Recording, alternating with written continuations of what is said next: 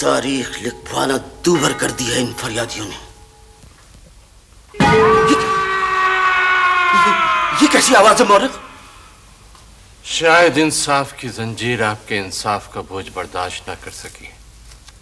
آپ کا مجرم گرفتار ہونے سے پہلے ہی رہائی پا گیا. عالم پناہ،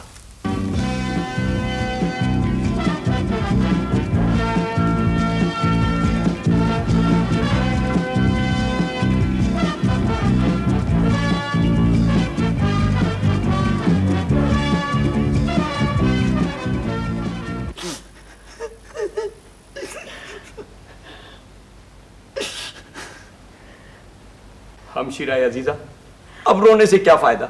جو ہونا تھا سو ہو گیا. اب ہمیں دیکھیے، ہم مہمان شہزادی سے خود شادی کے امیدوار تھے، لیکن اپنے دل پہ پتھر رکھ لیا. آپ نے تو پتھر پہ پتھر رکھ لیا، مگر ابا حضور نے چٹان رکھ دی ہمارے جذبات پر. شادی ہونا تھی ہماری، خود کر بیٹھے. دیکھو تو بھلا 37ویں شادی. ہمیں تو ایسا لگ رہا ہے شادیوں کی عادت پڑ گئی ہے انہیں. قصور ہمشیرہ کا بھی ہے. انہوں نے احتجاج کیوں نہیں کیا؟ کیسے کرتی؟ ہماری اماں بھی تو سوگن بنی تھی نا کسی کی. تو چپ رہ کمبخت. میں تو اس وقت میں رو رہی ہوں جب شہنشاہ معظم نے میری پہلی جھلک دیکھی تھی. میں اپنے ابا کے کوہلو پہ بیٹھی بیلوں کو دیکھ رہی تھی کہ شہنشاہ نے مجھے دیکھ لیا. گھوڑے سے اترے، ابا کو بلوایا اور فوراً شادی کا پیغام دے دیا. اللہ بخشے نانا تمہارے تیلی، کبھی محلوں کو خواب میں بھی نہیں دیکھا تھا انہوں نے. شکر کیجئے کہ آج تک محل میں ہیں آپ، وہ بھی صرف اس لیے کہ اس محل کو وارث تخت دیا آپ نے، ورنہ آپ دوسری ملکاؤں کا حشر خوب جانتی ہیں. یہ دولہا بھائی حضور نے جو موجودہ شادی فرمائی، عین اسی دن ان کی ایک بیمار ملکہ نے دم توڑ دیا، مگر انہوں نے خبر تک نہ لی. کم سے کم سیرے کی پھول ہی سجا دیتے ہماری سوتیلی اماں کی خبر پر، میت کی حوصلہ افزائی ہو جاتی.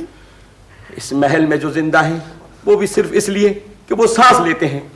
ہاں بھیا، ادھر میں جلتی رہتی ہوں، ادھر ان کی بیٹی کوڑتی رہتی ہے. ظاہر ہے شادی کی عمر تو روحی کی ہے، لیکن شہنشاہ معظم ہے کہ اپنی بیٹی کے ہاتھوں کی مہندی کسی اور کی بیٹی کے ہاتھوں پر سجا دیتے ہیں. برادر نسبتی، دولہا بھائی حضور آ رہے ہیں، مسکرائیے مسکرائیے.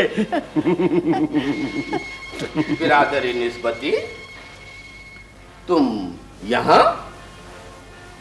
تو گویا محفل سجی ہوئی ہے. یہ ہم کیا دیکھ رہے ہیں؟ ملکہ، تمہاری آنکھوں میں آنسو؟ اب اتنا صدمہ پہنچا ہے تو کھلائیں گی کیا؟ کیسا صدمہ؟ کچھ نہیں دولہا بھائی حضور، وہ جو آپ کی ایک اور ملکہ ذرا سا انتقال کر گئیں، بس اتنی سی بات دل پہ لے بیٹھی. بہت بیناپا تھا دونوں میں.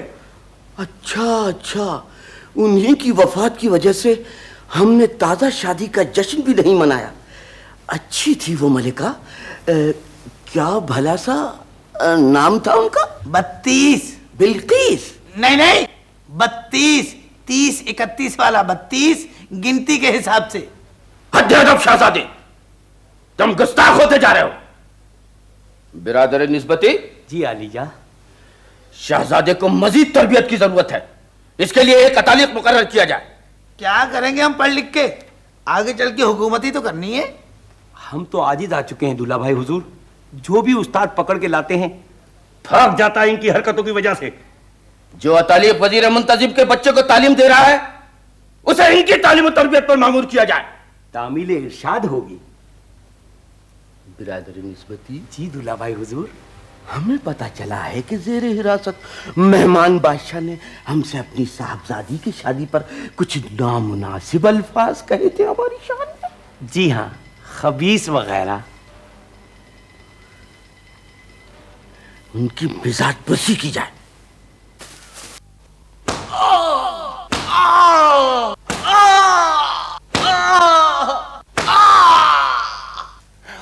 بخیر مہمان گرامی، بس کرو، خدا کے لیے اتارو ہمیں. خادم کو اجازت دیجیے کہ آپ کی خدمت کا آداب بجا لائے. ایک خادم تو بغیر اجازت ہی آداب بجا لا رہا ہے، اور کافی زور سے.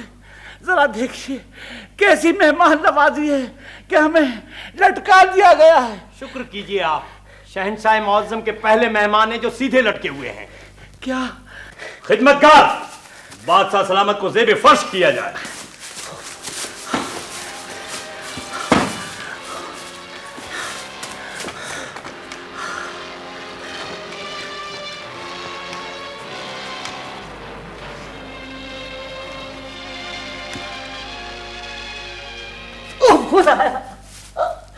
ये कैसा जुल्म है?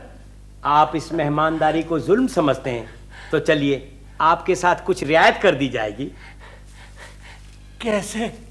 आपकी साहबजादी की शादी पर शहनशाह मुअज्जम ने उनका दामन अशरफियों से भर दिया था। अब वो इतनी बहुत सी अशरफियां गिना करेंगी तो उनका कीमती वक्त जाय होगा। रिश्वत कैद खाने में? यही तो इजाद हुई थी। कलम लाया जाए। मगर आप जानते हैं कि हम बेकसूर हैं। और भी कई हैं, मगर लोहे की सलाखों के पीछे वो ये नहीं जानते कि लोहे को सोना भी काटता है। लीजिए, दस्तखत फरमा दीजिए।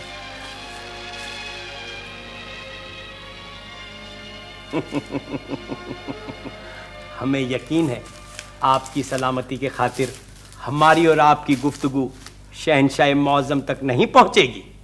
तुम्हारी गुफ्तगू हमारे मिजाज को हमेशा बरहम कर देती है वजीर मुंतजिम।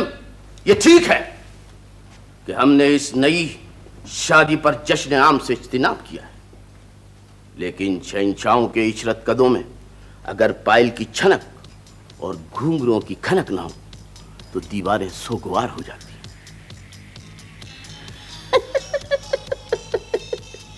वो महल ही क्या जहां नगमाओ सास की सहरकारियां और हसीन चेहरों की जलवा फरमाइयां हो।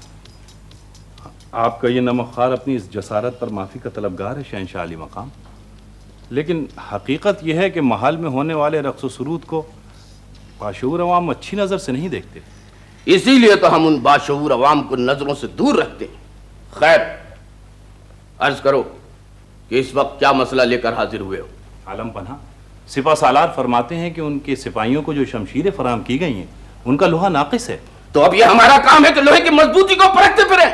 क्यों है लोहा नाकिस? क्यों?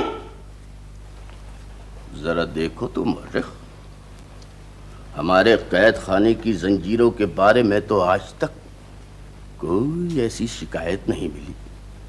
जब सारा लोहा पांव की जंजीरों पर लग जाए तो शमशीर उठाने वाले हाथों को सिर्फ नाकिस लोहा मुयस्सर आएगा। आलम पना, ये तुम क्या लिख रहे हो?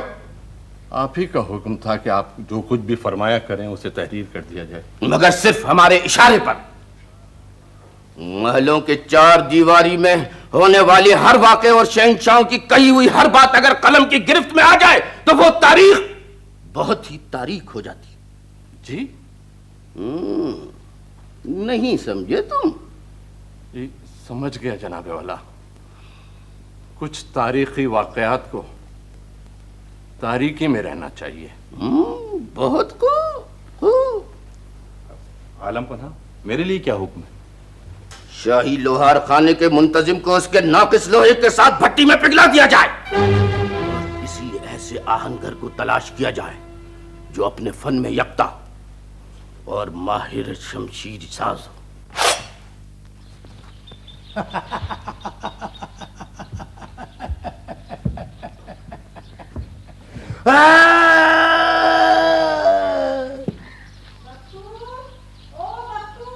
बख्तू, खरबूजा तुझे पुकार रहा है।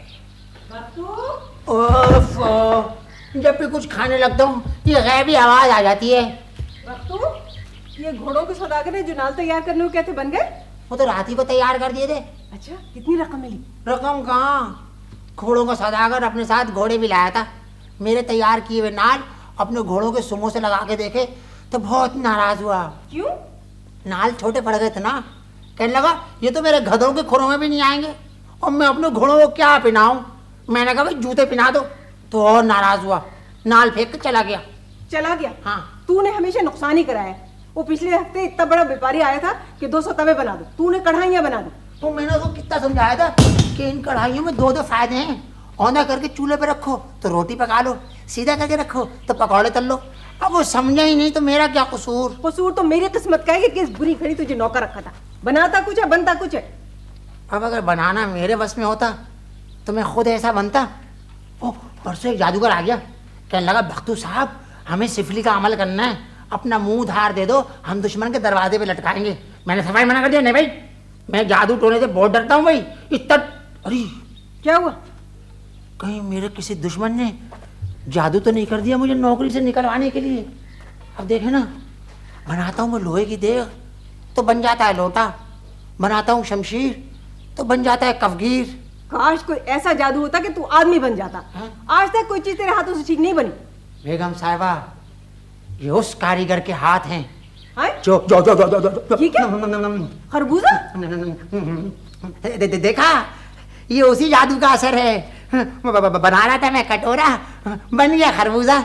دیکھو تو ذرا. نہیں تجھ سے سمجھے کمبخت, یا کھاتا ہے یا سوتا ہے. پچھلے مہینے کوئی چور آ کے چھوٹی دھونکڑی چرا کے لے گیا اور تو پڑا سوتا رہا. اب کی بار آ کے تو دیکھے کوئی چور, سر نہ پھاڑوں تو پھر کہنا. تجھ سے کچھ نہیں ہوگا, تو یہ لوہار خانہ بکوا کے چھوڑے گا. ایسے معمولی لوہار خانے کا بک جانے. اچھا کیا کتنی بار سمجھایا کہ دربار سے اگر شمشیر سازی کا ٹھیکہ مل جائے تو وارے نیارے ہو جائیں, مگر میں سنتا کون ہے؟ آپ کے صاحبزادے کو بھی اپنے اونچے اونچے خیالات اور سیر و تفریح سے فرصت ہی نہیں ہے. کون جائے دربار میں؟ کوئی نہیں جائے گا. آخر حرج جی کیا ہے, ہماری ترقی ہوگی, شاہی مہمان بنیں گے.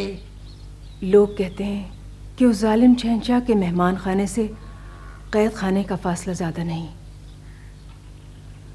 وہ محل نہیں ہے بختو, ایک حسین قفس ہے جس کی راہداریوں کا کوئی دروازہ باہر کی طرف نہیں کھلتا.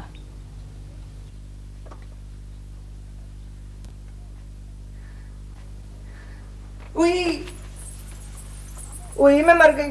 آئیے آپ کہاں آ گئے ممنوعہ علاقے میں؟ خاموش, ہمیں جانتی ہو تم. آئے آپ کو کون نہیں جانتا, میری سہیلیاں تو آپ کی تعریفیں کرتی نہیں تھکتی, لیکن حضور کو معلوم ہے کہ محل کا یہ حصہ شہنشاہ معظم کی ملکاؤں کے لیے مخصوص ہے. ہمیں معلوم ہے. یہاں پرندہ پر اور چرندہ چر نہیں مار سکتا. اس غریب پہرے دارنی پر رحم کیجئے حضور, اگر کسی نے دیکھ لیا تو مجھ نگوڑ ماری کی جان پہ بن جائے گی. ہاں ہم یوں ہی نہیں چلے آئے, دولہا بھائی حضور یعنی شہنشاہ معظم کا پیغام لے کر آئے ہیں. اچھا تو یوں کہیے نا, یوں ہی میری ننھی سی جان کو ہلکان کر دیا. جائیے. کون ہے؟ آ جائیے.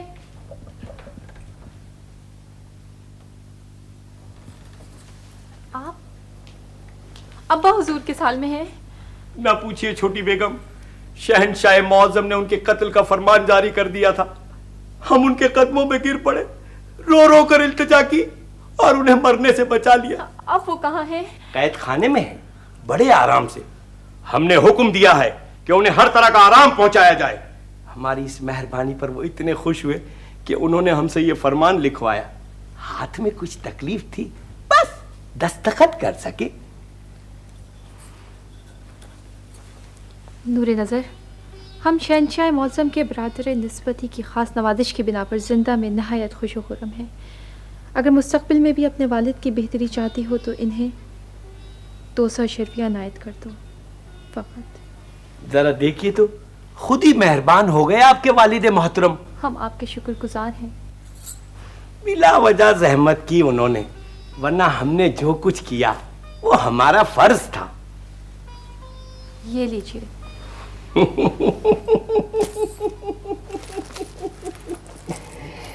شکریہ شکریہ.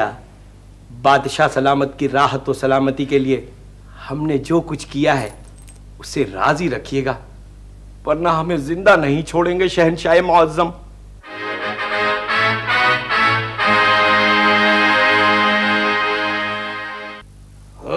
یہ سب اس کا قصور ہے. ایک تو بچے کے چوٹ لگ گئی, اس پر سے ناراض بھی اسی کو ہو رہے ہیں. ہمارا تو دماغ چکرا رہا ہے امی حضور.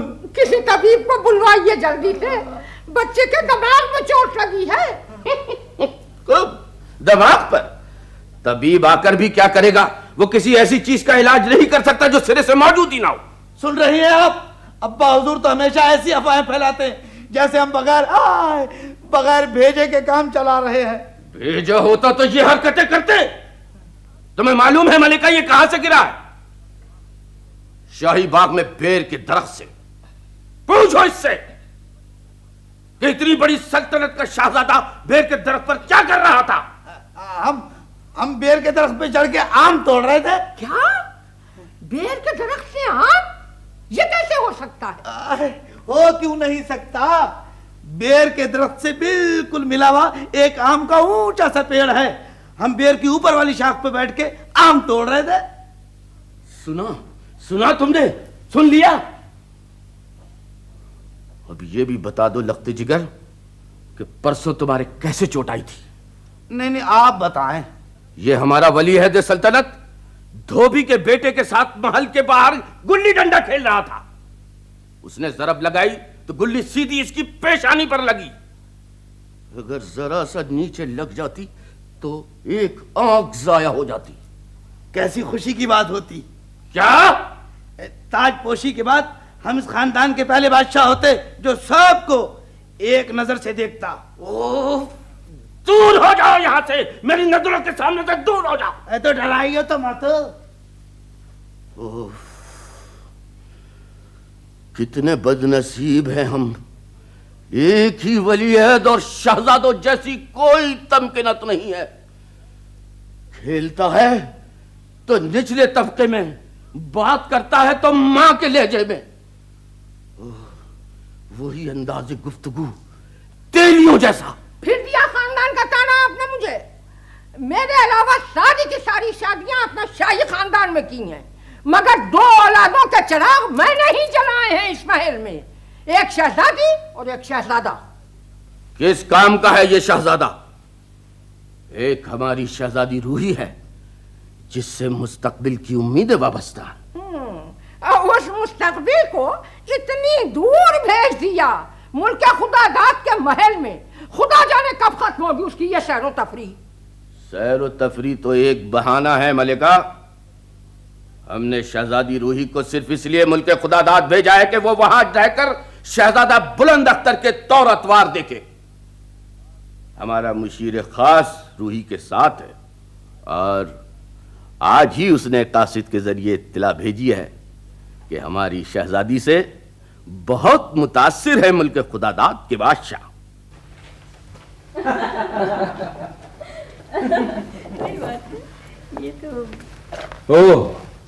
سیر سے واپس آ گئی ہماری مہمان شہزادی؟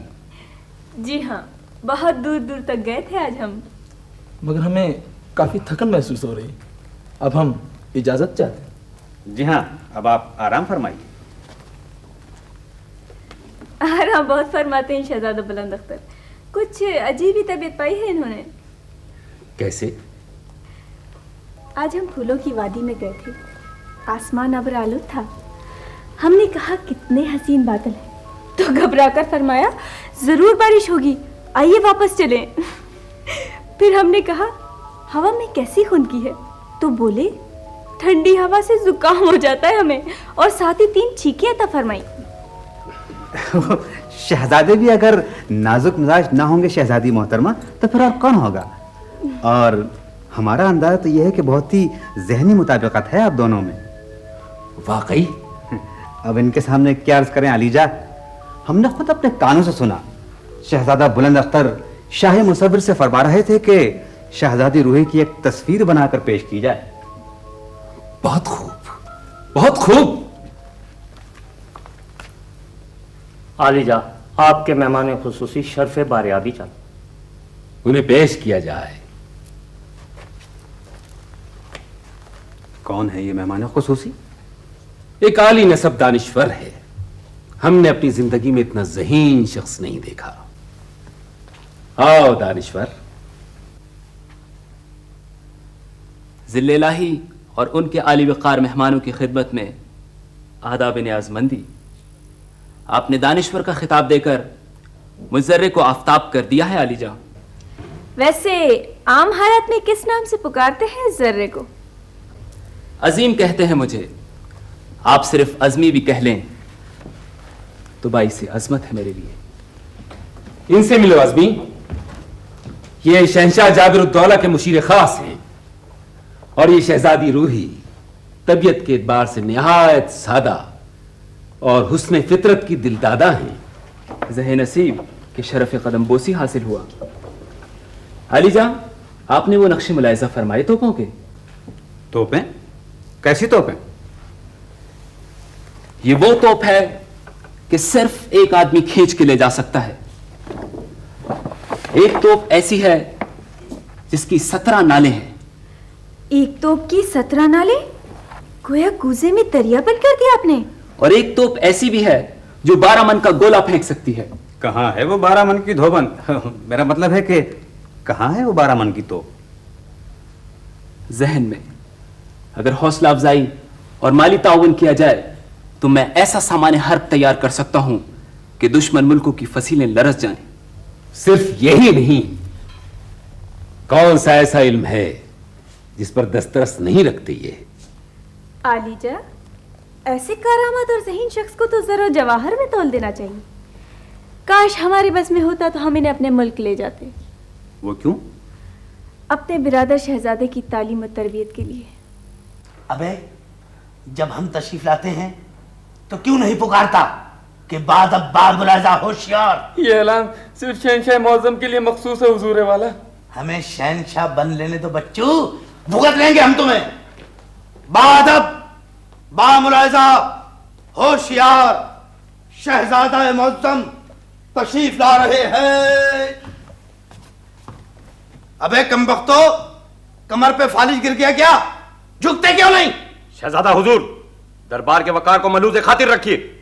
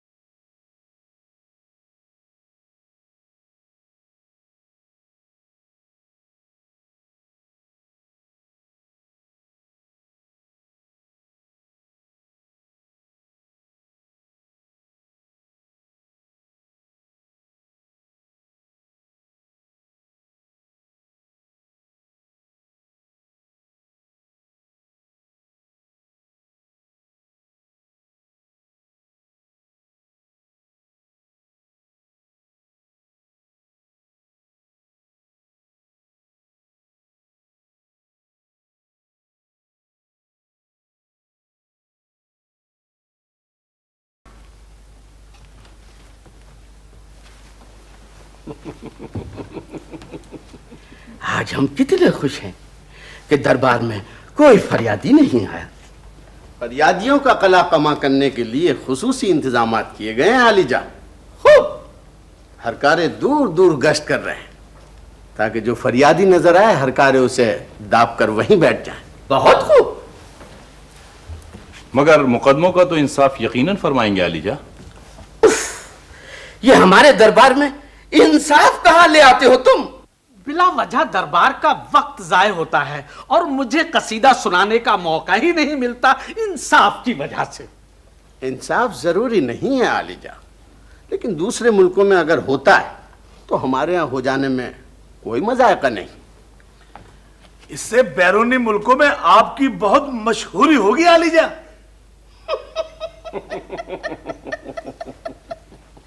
फिर तो इंसाफ बहुत ही जरूरी है। मुकदमा पेश किया जाए। कोतवाली शहर आलीजा। कौन है ये? हुजूर वाला, इस पर इल्जाम है कि इसने सरकारी कारिंदों के फराइज मनसबी में दखल अंदाजी की थी। इसकी ये जुर्रत? क्या किया था इसने? कुछ नहीं किया था हुजूर वाला। शहर के बाहर मेरी एक छोटी सी सराय है, वहां 8 सरकारी हरकारे गश्त कर रहे थे। खाने के वक्त आ गए, खाते गए, कुछ न छोड़ा, आखिर पेट भर गया। वजीर मुंतजिम, सुना तुमने? अवाम बिला वजह इल्जाम लगाते हैं कि सरकारी कारिंदों का पेट भरने में ही नहीं आता। उनके खाने पर एतराज नहीं है हुजूर वाला, रोना तो इस बात का है कि उन्होंने खाने के पैसे देने से इनकार कर दिया। क्या मुलायजा फरमाया आपने दूल्हा भाई हुजूर? इसने सरकारी कारिंदों से खाने के पैसे तलब किए? तौबा तौबा तौबा, ऐसा तो कभी सुना भी नहीं था। सराय के अहमक मालिक جب ہمارے کارندے کھانا کھانا آئے تھے تو کیا وہ سرکاری لباس میں نہیں تھے علی جان؟ کیا انہوں نے بتایا نہیں تھا کہ وہ سرکاری کارندے ہیں؟ بتایا تھا علی جان۔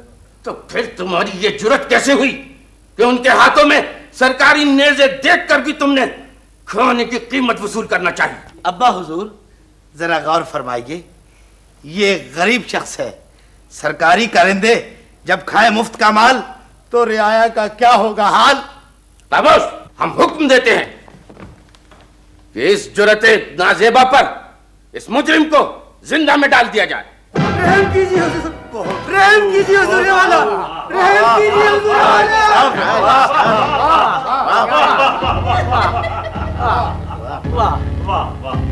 آپ نے سرکاری اہلکاروں کی عزت و توقیر بحال کر دی اعلیٰ حضور۔ بہت خوب، کیا انصاف کیا ہے علی جان آپ نے۔ ابے خاموش ہو جاؤ کفگیرو، تم نے دربار کا ستیہ ناش کر دیا ہے۔ حد ادب شہزادے، اگر آپ نے فوری طور پر آداب دربار کی تربیت حاصل نہ کی تو اس دربار سے آپ کی چھٹی کر دی جائے گی۔ اب ہماری چھٹی، تعلیم ابھی شروع نہیں ہوئی اور چھٹی؟ آپس کی بات ہے استاد جی۔ یہ کیا ہے؟ رکھیے اپنے پاس، یہ نہ جلانا، رکھیے۔ اور خبردار جو مجھے آئندہ استاد جی کہا، میرا کوئی تعلق نہیں ہے گانے بجانے والوں سے، میں ہوں آپ کا اتالیق۔ جی قطالیس، اتالیق۔ جی ہم سمجھ گئے، ان تکالیف۔ اتالیق، آخر میں بڑا قاف، کرتے رہیے، بہت مزہ آ رہا ہے۔ بیٹے شہزادے، اتالیق وہ ہوتا ہے جو تعلیم بھی دیتا ہے اور تربیت بھی۔ جی اب ہم علم الاشکال پڑھتے ہیں، یہ کیا ہے؟ یہ چاند ہے۔ نہیں بیٹے، یہ دائرہ ہے۔ یہ چاند ہے۔ دائرہ ہے۔ یہ چاند ہے۔ دائرہ ہے۔ جب ہمیں چاند لگ رہا ہے تو چاند کے علاوہ کچھ نہیں ہو سکتا۔ یہ چاند ہے۔ یہ دائرہ ہے۔ یہ چاند ہے۔ دائرہ ہے۔ خاموش ہو جائیے، ہم حکم دیتے ہیں کہ یہ چاند ہے۔ حکم؟ حکم؟ اچھا چلیے رہنے دیجیے، اب ہم علم الاشکال کی ایک اور شکل بناتے ہیں۔ کیا ہوا؟ آپ بھی شکلیں بناتے ہیں؟ ہمارے دربار کا ایک مسخرہ تو ایسی شکلیں ایسی شکلیں بناتا ہے کہ ہم ہنس کے لوٹل کبوتر بن جاتے ہیں۔ استاد شکلیں نہیں بناتے بیٹے، نسلیں بناتے ہیں۔ جی یہ علم الاشکال کی وہ شکل ہے جسے کہتے ہیں مربع۔ مربع؟ جی یہ مربع ہے؟ جی ہاں۔ بے وقوف بنا رہے ہیں آپ ہمیں۔ مربع تو ہوتا ہے آم کا، آڑو کا اور سیب کا، اور سیب کا مربع ہمیں بہت پسند ہے۔ ہم کیا کریں؟ ابا حضور، تسلیم علی جان، ذرا ملاحظہ فرمائیے، ہم نے انہیں علم الاشکال کے مربع کی شکل بنا کے دکھائی تو یہ فرماتے ہیں کہ انہیں سیب کا مربع زیادہ پسند ہے۔ جب اسے سیب کا مربع زیادہ پسند ہے تو آپ کو کیا اعتراض ہو سکتا ہے؟ دیکھیے تو ابا حضور۔ ہاں نہیں، شہزادوں کو تعلیم دیتے وقت یہ ہرگز فراموش نہیں کرنا چاہیے کہ وہ عام لوگوں کے عام بچے نہیں ہوتے۔ آؤ شہزادے، ہم آپ کو سیب کا مربع کھلائیں گے۔ علی جان، وہ مورخ صاحب، ملاحظہ فرمایا آپ نے؟ جی ہاں، صبر کیجئے۔ جس ملک میں تعلیم بھی عام اور خاص کے طبقوں میں بڑھ جائے، جس سرزمین پر استاد کو اپنی عزت برقرار رکھنے کے لیے طالب علم کے سامنے سر تسلیم خم کرنا پڑے، وہاں تہذیب کی شاخوں پر علم و دانش کے پھول کبھی نہیں کھلتے۔ سچ فرمایا، سچ۔ اور اس محل میں تو آوے کا وہی بگڑا ہوا ہے۔ مگر میں نے سنا ہے کہ اس شہزادے کی نسبت شہزادی زیادہ مہذب اور ذہین ہے۔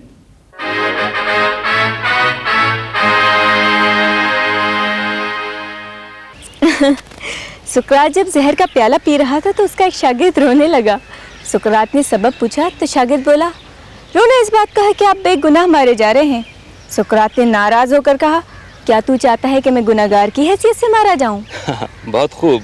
इसका मतलब है इतनी सी उम्र में यूनानी फलसफियों को भी पढ़ा है आपने। सरसरी तौर पर चश्मा इल्म से फैज़याब होने का मौका ही कहाँ मिलता है अपने महल में। कुतुब खाना ज़रूर है, मगर गैर मुल्की फर्मा रवाओं को दिखाने के लिए। हम तो छुप कर जाते हैं वहाँ। क्यों? अब्बा हुजूर फरमाते हैं कि औरत को सिर्फ उतना ही पढ़ना चाहिए कि वो रकम गिन सके। उन्हें तो ये भी पसंद नहीं कि हम खुले आसमान की वसअत देख सकें। हम हैरान हैं, इतनी दूर की सल्तनत में कैसे भेज दिया उन्होंने। चलें, इस बहाने आपकी तफरीह तो हो गई।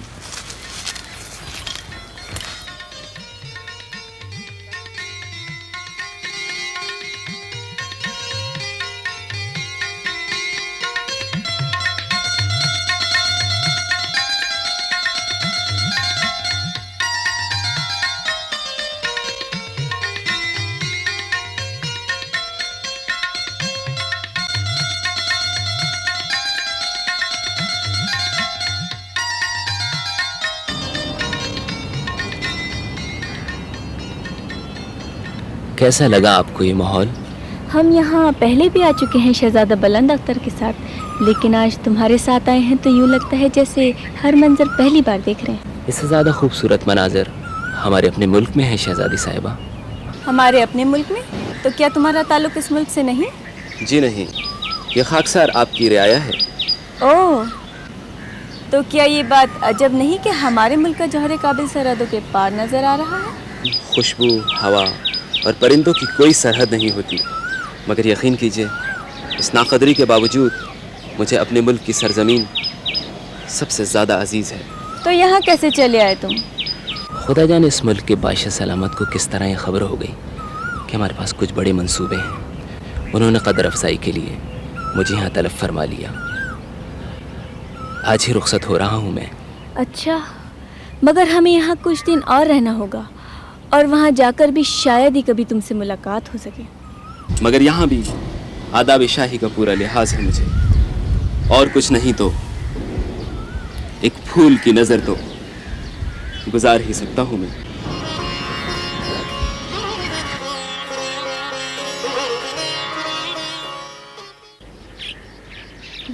ये फूल मेरे लिए तोड़ा है तूने? नहीं नहीं, घर जाके अपने कान में उड़स लूँगा। तेरे लिए पगली, लगा ले अपने तेल से चिपड़े हुए बालों में लगा ले। जिमें भी खुश हो जाएंगी कि भाई सरसों के अलावा कोई और खुशबू तो सूंघने को मिली। इतना प्यारा फूल है। ये फूल क्या चीज़ है चमकी, तू अगर एक बार कह दे तो मैं आसमान से इतने बड़े बड़े तारे तोड़ के ला दूँ तेरे लिए। रहने दे बस। परसों तू मेले में गया था मुझसे पूरे 2 टके उधार लेकर, इतना भी ना हुआ कि एक रेशमी दुपट्टा ही खरीद लाता। दुपट्टा तो पसंद ही कर लिया था। फिर वो मनोज दुकानदार बोला, जब तुम अपनी बहन के सर पे इस दुपट्टे का आंचल रखोगे वो बहुत दुआएं देगी। वहीं दिल खट्टा हो गया, दुपट्टा उसके मुंह पे मारा और सिंघाड़े खा लिए। सारे पैसों के? तुझे तो पता ही है खाना मेरी कमजोरी है ना भाई? बस 2 ही तेरी कमजोरियां हैं, खाना और उधार। गरीबी का ताना मत दियो चमकी, तू देख लियो एक दिन वो आएगा, मैं बहुत बड़ा आदमी बनूंगा, फिर तुझ जैसी कनी से मेरे आगे पीछे होंगी। बख्तू भाई बख्तू साहब, फिर तू अपने जालिम अब्बा के साथ मुझसे मिलने आएगी तो क्या होगा? नहीं मिलेगा। सफा इनकार। तू है जुलाई की बेटी, मैं बड़ा आदमी, दामन झटक के चला जाऊंगा मैं। अल्लाह माफ करना भाई। खालू। क्यों बे, क्या हो रहा है ये? यहाँ कैसे आ गए तुम दोनों? यहाँ पैदल। बताना चमकी, कैसे आए, क्यों आए? क्यों आए मुझे क्या पता। नहीं, हम यूँ आए कि पता है क्यों? बड़े दिनों से उस पेड़ पे एक परदेसी उल्लू आया हुआ है, ऐसा प्यारा, ऐसा खूबसूरत। मैंने चमकी से कहा, भाई चमकी देखा है जाके, बड़े दिनों से कोई दूसरा उल्लू देखा नहीं है ना भाई? ये सोटा देख रहा है तू? इतना मारूंगा कि खाल खींच लूंगा। मुझसे करता है बहानेबाजियां। जरा फासला रखो खालू, ज्यादा करीब होते हो तो मुर्गे मुसल्लम की खुशबू आती तुम्हारे पास से। मुर्गे मुसल्लम? एक दिन चौक पे मुर्गा बनाऊंगा तुझे। मुझे बनाओगे मुर्गा? मुझे? अपनी मरहूम बीवी के उस भांजे को جس کا اس دنیا میں تمہارے علاوہ کوئی بھی نہیں ہے.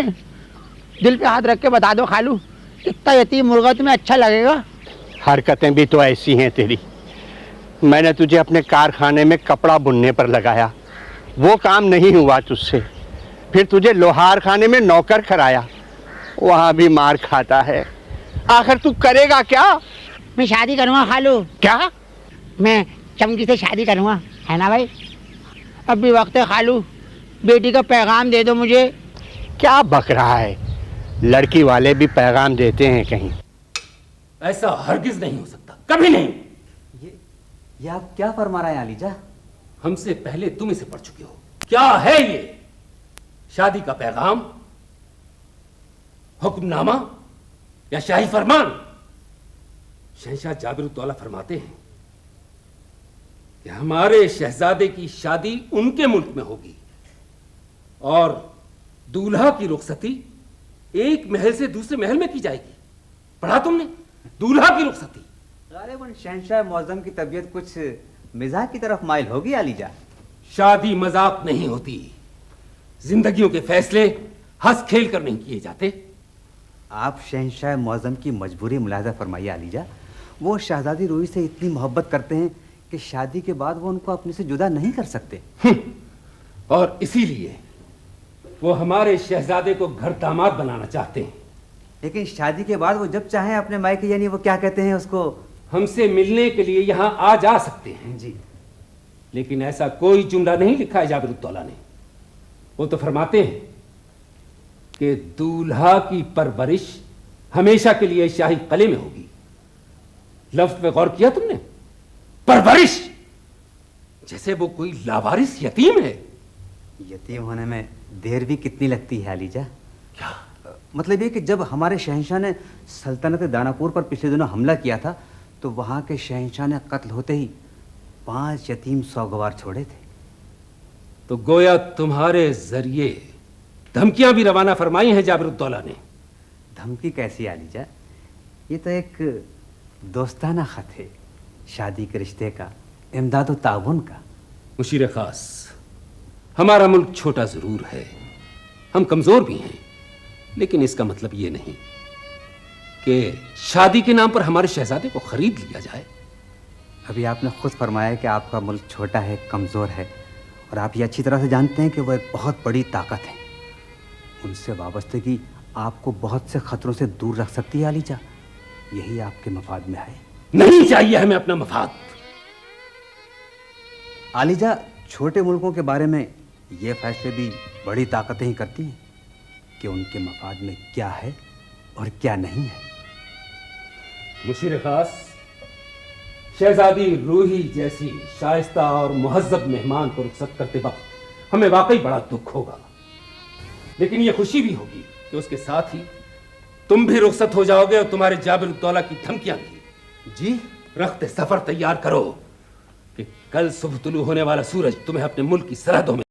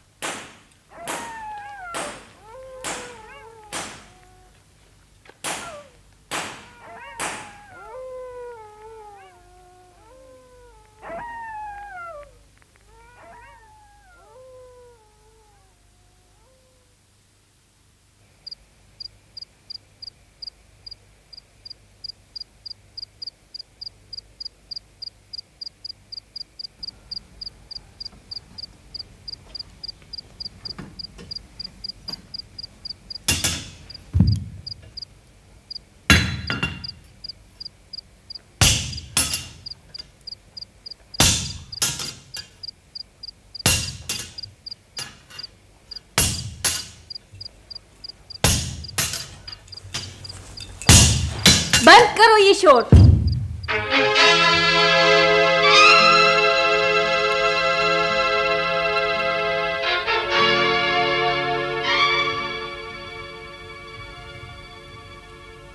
آپ یہاں؟ تم اس لوہار خانے میں؟ شاید آپ کو صدمہ ہوا۔ حیرت ہوئی، ہمارا قافلہ قریب ہی ٹھہرا ہے، شور سے ہماری آنکھ نہیں لگ سکی۔ اور آنکھ ٹھہری بھی تو ایک محنت کش پر جو اتنی رات گئے اپنا پسینہ بہا کے روزی کما رہا۔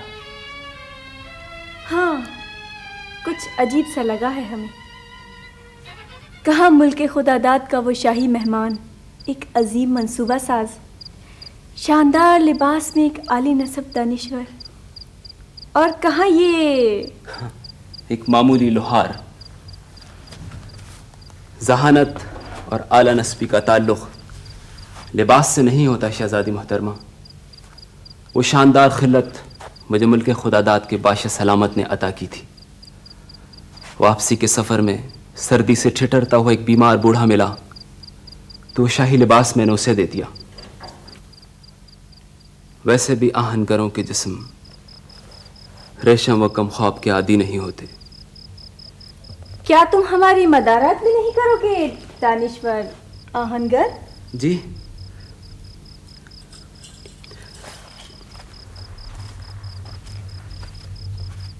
میں آپ کی کیا خدمت کر سکتا ہوں؟ صرف سادہ پانی۔ جی، ابھی لایا۔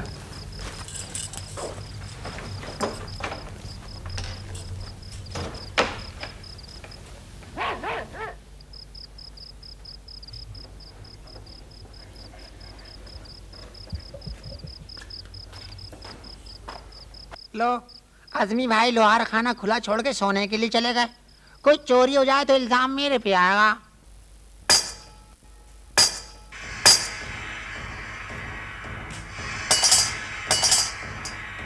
یا کھاتا ہے یا سوتا ہے۔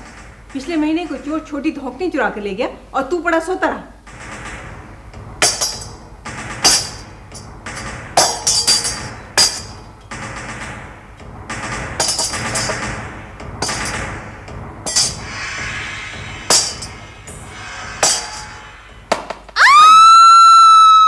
یہ کیا کیا بختو؟